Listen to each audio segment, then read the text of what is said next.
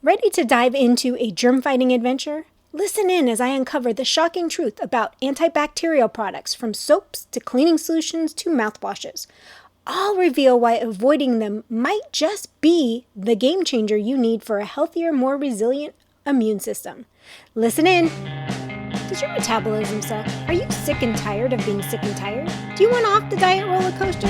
Do you wish there was a simple solution to get you healthier, smaller, and have more energy? Hey friends, I'm Jolene, a nutritional therapy practitioner, wife, furry guardian, and non-bendy yogi. Like you, I spent years chasing skinny instead of healthy, until I finally learned there's more to getting healthy than eat less and move more. Welcome to Holistic Health Made Simple, where I share all the tips, tricks, and science to set you free from the diet overwhelm and frustration with the ever-changing health rules. We go beyond the calorie and diet dogma to equip you with simple changes to real food, mindset, and lifestyle. If you are ready to learn to tailor your journey to your current health, implement simple solutions, and achieve undeniable results, then this is the podcast for you. Pop in those headphones, take a deep breath, and let's get healthy. Hey there. Antibacterial products and why you should avoid them. You might be saying, it's cold and flu season, so why are these bad? We want to kill the bacteria and germs that get us sick, don't we? First of all, let's go into the active ingredients that's in most of these products. Triclosan and triclocarban are synthetic chemical compounds, and yes, I may have mispronounced those. Both have been commonly used in various products for their antimicrobial properties. Both are antibacterial and antifungal, so you're still thinking, what's wrong? On the surface, they sound great.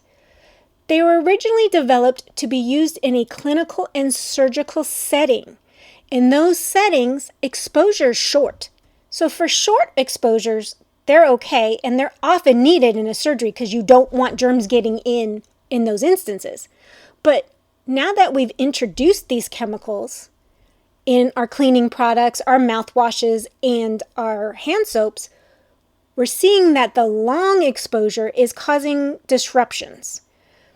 And on an interesting note, you have not only natural health practitioners like me, the FDA, and CDC, all in agreement of not using these antibacterial soaps and antibacterial household cleaners outside of a clinical setting. This is shocking, I know, because it even shocked me that they were on the same page as me.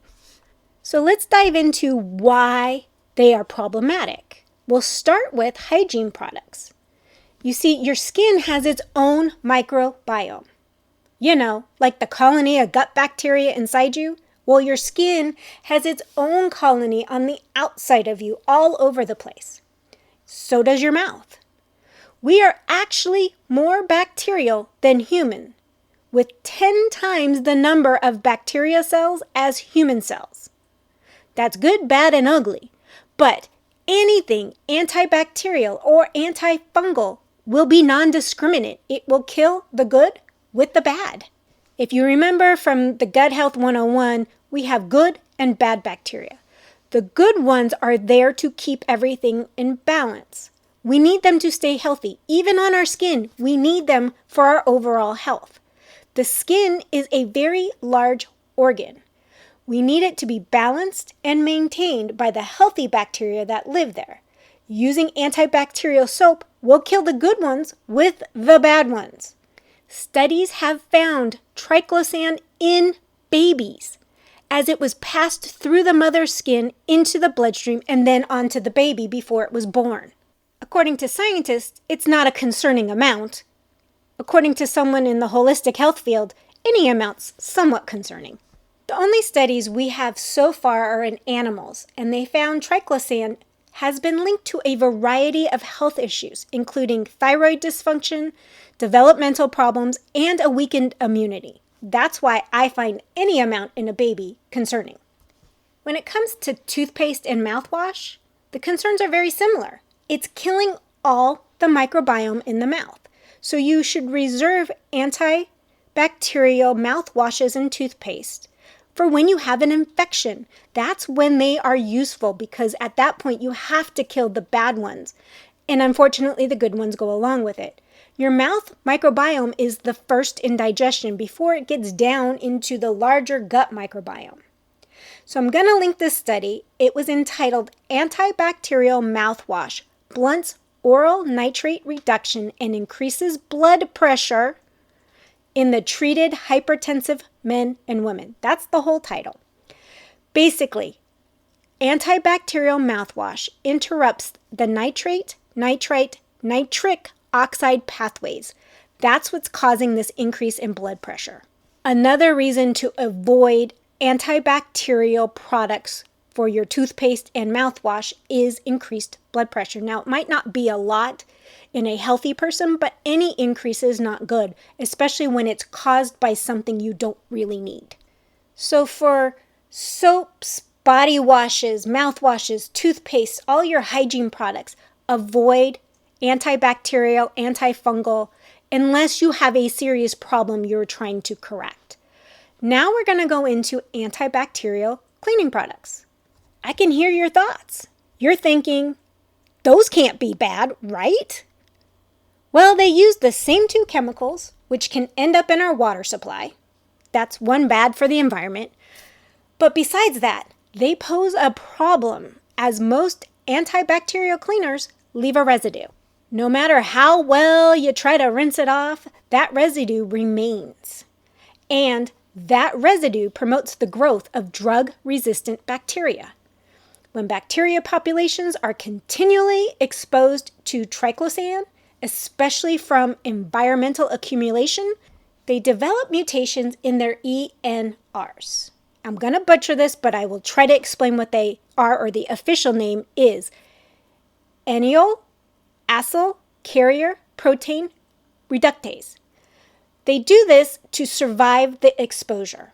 The major public health concerns is that this ENR mutation can also make these bacteria resistant to other antibiotics that are prescribed by doctors. So you think you're doing good by cleaning your areas with these antibacterial substances when you could be creating basically superbugs, drug-resistant bugs that your doctor can't help you rid of. So that's what we're talking about. You think you're doing good, but you're probably doing more harm to your overall health. You're destroying your own microbiome and possibly creating these superbugs. And on top of it all off, to date, there has been no conclusive evidence to suggest household antibacterial soap are an improvement over non-antibacterial soaps. None. In fact, a study entitled Effective of Hand Washing on Child Health, a randomized control trial, found it didn't matter whether a household used plain or antibacterial soap containing triclocarban, a compound that we know is closely related to the triclosan and is part of the FDA ban, both cut the incidence of childhood pneumonia or diarrhea in half. Let me say that another way. Using regular soap and using antibacterial soap had the exact same outcome.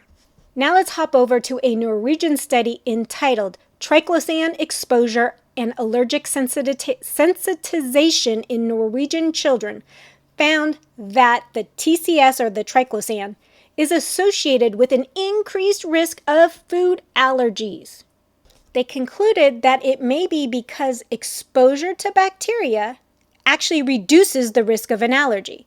It allows the immune system to recognize potential allergens as safe rather than overreacting to them.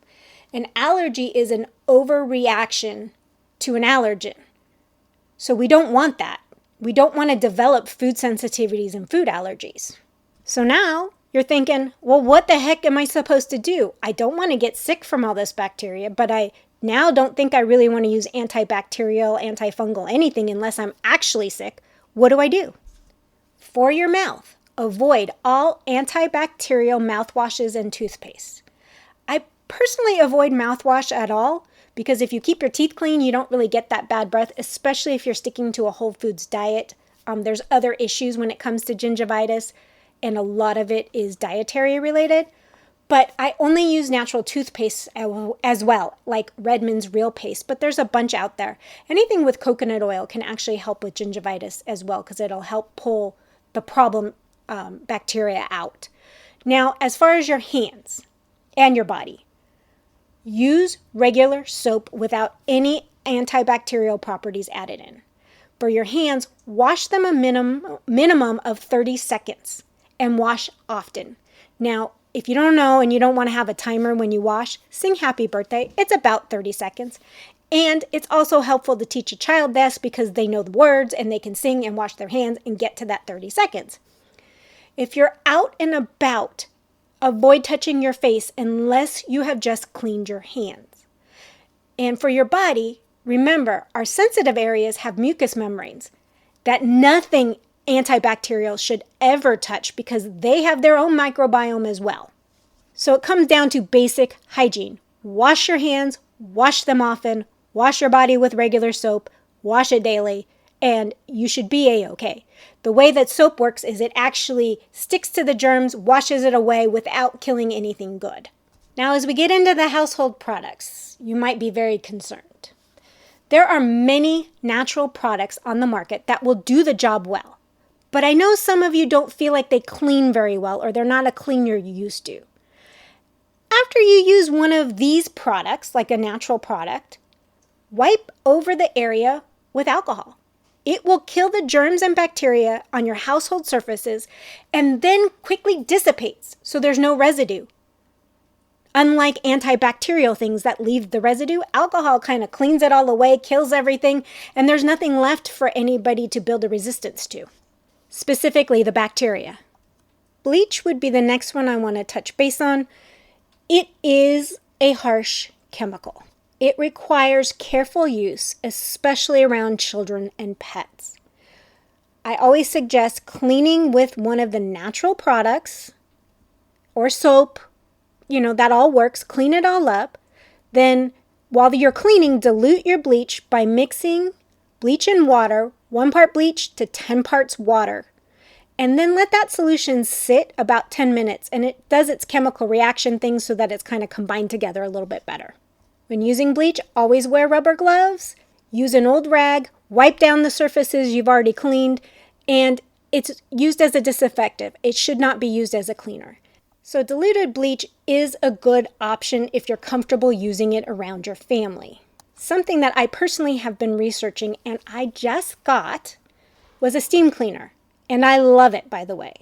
We found it on Amazon in a damaged box, so it was at a really good discount because I got one with a big water container so that I wouldn't have to keep refilling it. But steam cleaners are said to be the ultimate tool for cleaning and disinfecting. Why? Well, the heat that the steam generates kills 99.99% of the bacteria, molds, and viruses upon contact. It can also eliminate dust mites and other allergens. And a big plus for steam cleaners is that they're safe for your entire family and for the environment because steam cleaners only require water and heat and they naturally clean your home and you can say goodbye to buying all sorts of chemicals or cleaners because you don't really need them with a steam cleaner. Now, does that mean I'm getting rid of all of my cleaners? No. For a quick clean of the sink, I'm still going to use my normal natural cleaner to clean it out and wipe up stuff. But the steam cleaner is my primary way to deep clean or clean well everything. I know a lot of you use vinegar. It was my tried and true to go to for my floors forever. Also to clean windows, everything. The thing is with vinegar, it doesn't actually kill any kind of pathogens. So if you use it regularly as your natural cleaner, that's great. And if you want to go over everything, especially if someone's sick, go over it with alcohol to kill the actual germs. Or let's say you've cooked with chicken and you want to clean up any pathogens like the juice might have left on your counter. Clean it with vinegar or clean it with soap or both, and then wipe it down with alcohol. That will kill whatever that chicken might have left. If you found this podcast helpful, could you take 30 seconds and leave a review? Your feedback means the world to me, and it also helps others discover my show. I also would love to know, are you ready to give up those antibacterial soaps and cleaners to get yourself healthier? It's time to step up your game and think beyond food. Start thinking of everything your body is exposed to. Making some simple changes like I suggested above can take you further than you know. Your body's all connected, the outside, the inside, and your environment. It's time to take care of the whole you. On that note, friends, I will see you next time. Bye! Thanks for listening in today. I hope you got some nuggets to take away on your health journey. Remember, this podcast is for educational and entertainment purposes. No medical advice is being given.